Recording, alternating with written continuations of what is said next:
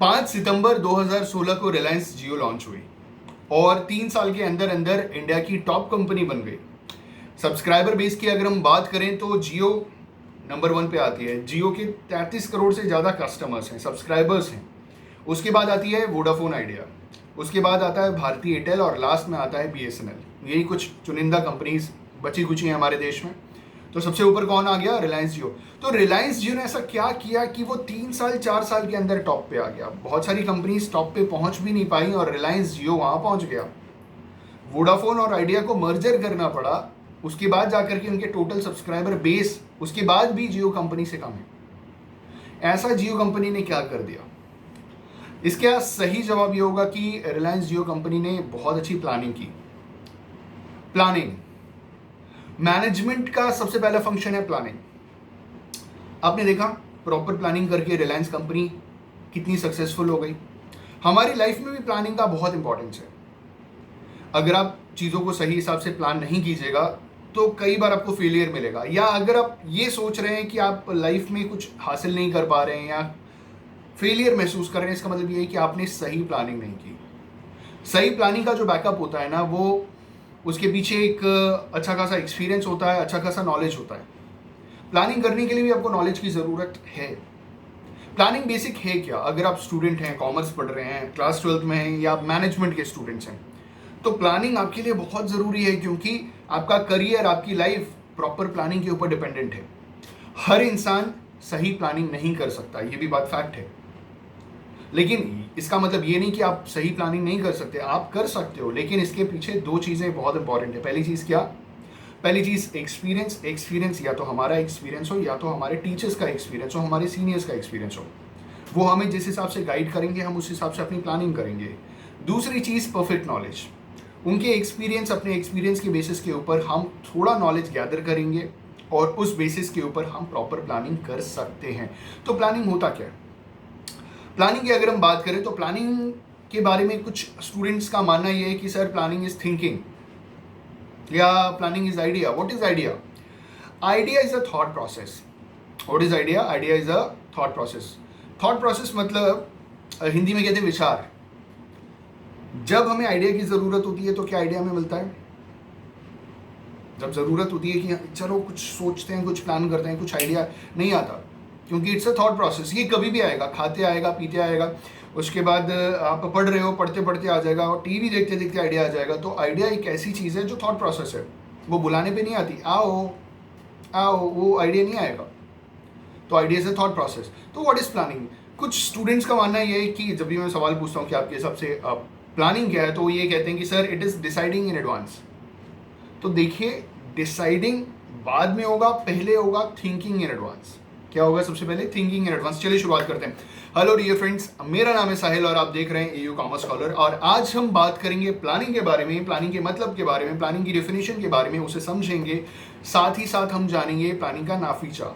नाफीचा बोले तो nature, feature, characteristics. ना नेचर, FE फीचर्स और CHA कैरेक्टरिस्टिक्स। ना फीचर मैंने शॉर्ट बना दिया ताकि आपको कंफ्यूजन ना हो। नेचर पूछे तो भी आपको वही लिखना है, फीचर्स पूछे तो भी आपको वही लिखना है, कैरेक्टरिस्टिक्स पूछे तो भी आपको वही लिखना है। तो नाफीचा हम एक एक नाफीचा पूरा का पूरा हम इस लेक्चर में कवर करेंगे। ठीक है, शुरुआत करते हैं। What is planning? सबसे पहली चीज, planning is thinking in advance. What is planning? Planning is thinking in advance. Thinking in advance, what is to be done, when is to be done, by whom it should be done and where it should be done।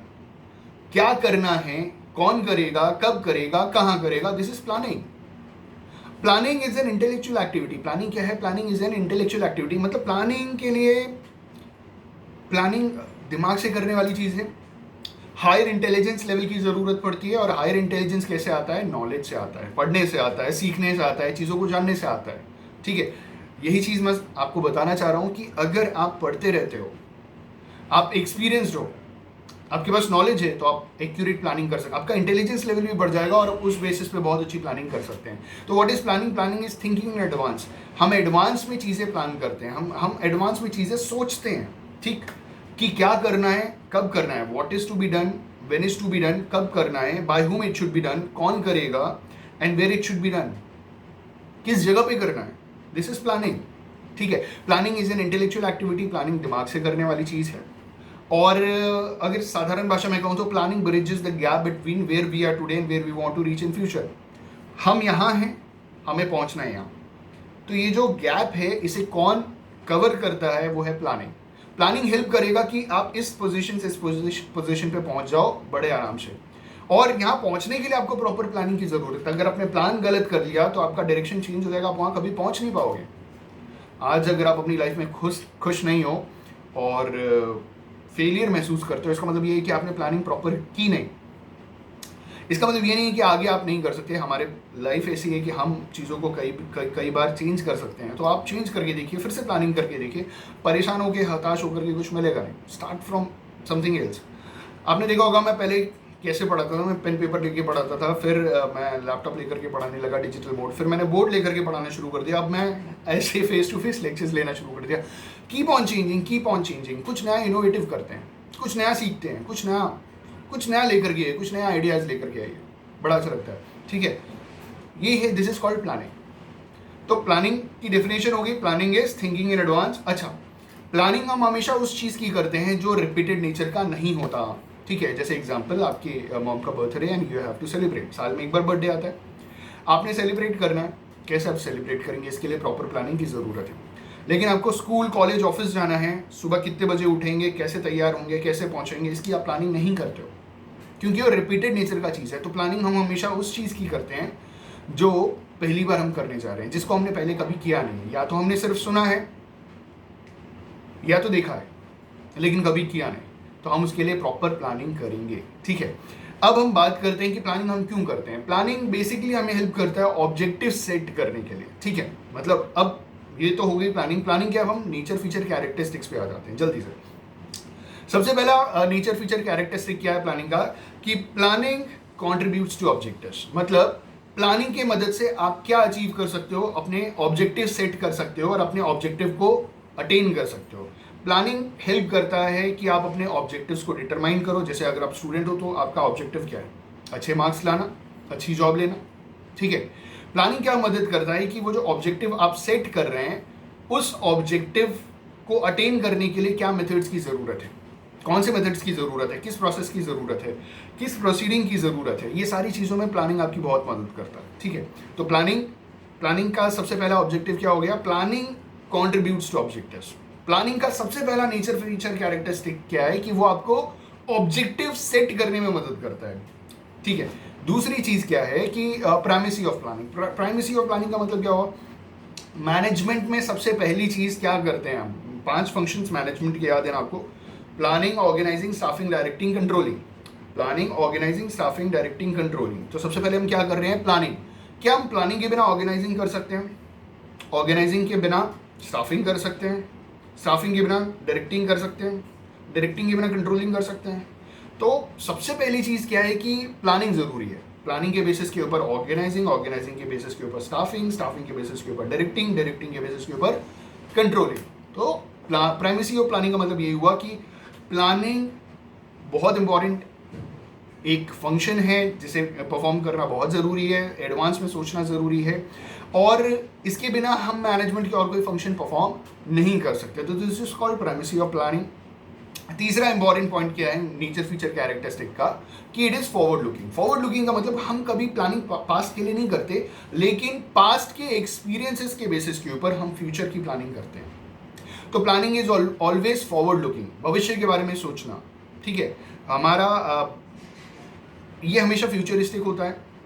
ठीक है, और जैसे कि हम जानते हैं कि अगर आप मैनेजमेंट पढ़ रहे हो या आप जानते हो कि बिजनेस के स्टूडेंट हो, तो आप ये जानते हो कि हमारा जो मार्केट है ना, हमारा जो एनवायरनमेंट है ना, बहुत डायनामिक है। डायनामिक का मतलब वो टाइम के हिसाब से चेंज हो रहा है, टाइम के हिसाब से बहुत ज़्यादा चेंजेस आ गए। मतलब हमारा पेरेंट्स का जो समय था, आज वैसा टाइम नहीं है, आज बहुत चेंजेस हो गए हैं। और पिछले 5 साल में ही बहुत सारी चीज़ें चेंज हो चुकी हैं, आने वाले 5 साल में पता नहीं क्या क्या चीज़ें चेंज होगी। तो जब चीज़ें डायनामिक है तो हमें भी डायनामिक होने की ज़रूरत है। हम बिजनेस करते हैं तो हमें अपना बिजनेस अगले 5 साल के हिसाब से प्लान करने की ज़रूरत है। रिलायंस जियो ने कितना पहले प्लान किया होगा, कितना दूर का प्लान किया होगा। 5G भी लॉन्च कर रहे हैं वो लोग इंडिया में, सबसे पहले, दुनिया में सबसे पहले लॉन्च कर रहे हैं 5G। ठीक है, चाइनीज़ कंपनी ने बोला वो लॉन्च करेंगे, लेकिन उनके बोलने से पहले इन लोगों ने बाजी मार ली। तो इनकी क्या थी, प्रॉपर प्लानिंग। ठीक, तो ये हमेशा फ्यूचरिस्टिक है। 2021 में 5G लॉन्च हो जाएगा रिलायंस जियो द्वारा। ठीक, अगला है परवेसिव वर्क प्लानिंग। परवेसिवनेस का मतलब पता ही क्या है? परवेसिव का मतलब ये होता है कि it is universal, it is not restricted to any one level of management. Planning कभी भी जैसे लेवल्स ऑफ मैनेजमेंट आपने पढ़ा है ना, top level, middle level, lower level. Top level में सारे के सारे सीज आते हैं। सीज बोले तो CEO chief executive officer, CFO chief financial officer, CMO chief marketing officer. तो जो टॉप लेवल का मैनेजमेंट होता है ना, उसमें सारे के सारे सीज आते हैं। ठीक, सीज। तो प्लानिंग सिर्फ उनके लेवल तक रेस्ट्रिक्टेड नहीं है, टॉप लेवल भी प्लानिंग करता है, मिडिल लेवल भी प्लानिंग करता है, लोअर लेवल जो सुपरवाइजरी लेवल होता है, फंक्शनल फोरमैन का जो लेवल होता है, वो लोग भी अपने हिसाब से प्लानिंग करते हैं अपने डे टू डे। आप भी प्लान करते हो यार, अपना कोई भी काम करने के लिए आप भी प्लान करते हो, और प्लानिंग बहुत जरूरी है लाइफ में। ठीक है, तो planning is universal, planning is pervasive in nature, it is not restricted to only one level of management, it is equally applicable to all levels of management. This is pervasiveness. अगला है efficiency in operation. तो business का जो operating activity होता है ना, जो रोज का काम होता है ना, उसमें एफिशिएंसी लाना हो। देखिए, एक होता है इफेक्टिवनेस, एक होता है एफिशिएंसी।